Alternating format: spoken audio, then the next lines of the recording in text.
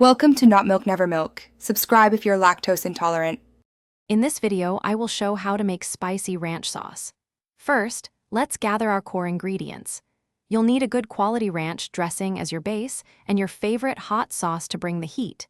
The beauty of this recipe is its simplicity, allowing you to customize the spice to your liking. Make sure your ingredients are ready for a smooth blend. Let's get started on this delicious dip. Now, let's talk about customizing the spice. Begin by adding 1 tablespoon of your chosen hot sauce to your ranch. Stir it well and give it a taste. If you desire more heat, add half a teaspoon at a time, mixing thoroughly after each addition. This method ensures you achieve your perfect spice level without overdoing it.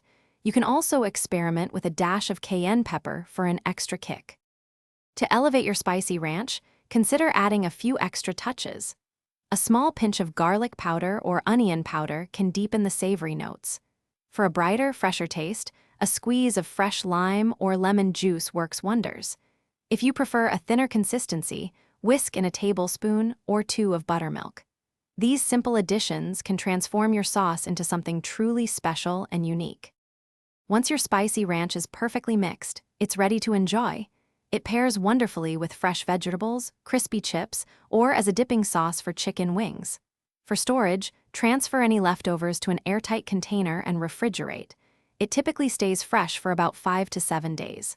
Also, be sure to check the description below for a link to the new Kindle Paperwhite and other great deals.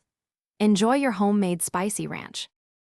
Thanks for watching. If this was helpful, leave a like and consider subscribing. See you next time.